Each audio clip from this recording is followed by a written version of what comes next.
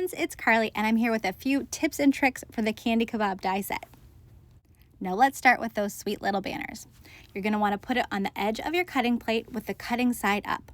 Add your cardstock and then your second cutting plate and roll it through. When you get to the edge, stop and come back again so that it actually goes through twice. And that is going to give you the most perfect little die cut banner to add to your Candy Kebab cards. Isn't it sweet? Now when you start cutting your candy, you're going to see that there are two dies for each type of candy. One is the base layer and one is the detail layer. The base layer is going to give you a line to show you exactly where to place the detail layer on top so that it gives it that fun gummy shadow. Now once you've got them assembled, which by the way, wasn't that so easy?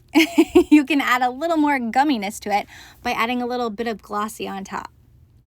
I like to do that by putting a loop of low-tack tape onto an acrylic block or something else that I can move out of the way later, putting my die cut down on that tape, and then adding some gloss on top. This is Ranger's Glossy Accents, but lots of different glossy mediums would work.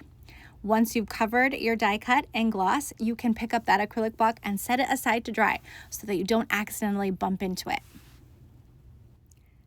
Now, if you're looking for something a little different, maybe a sour candy perhaps, let me show you another trick.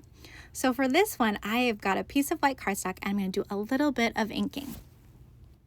After I've got it inked just the way I want it, I'm going to grab some double-sided adhesive. I've cut a sheet down to be a little square to fit perfectly on top, and I'm going to take the thicker liner paper, which in this case is the back liner paper off, and then I'm going to grab the base layer of my peach ring and die cut it.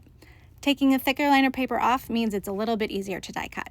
After die cutting, I'm going to take that second liner paper off from the top of the peach ring and dip it in some fine glitter. And this is going to give it that cute, sour, sugared, gummy candy look.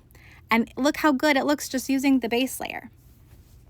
The Candy Kebab set is just full of possibilities. And here are just a few more.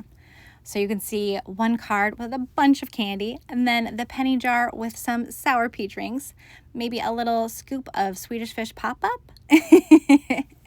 And finally, a shaker, because of course I had to make a shaker. Thanks so much for watching and happy crafting!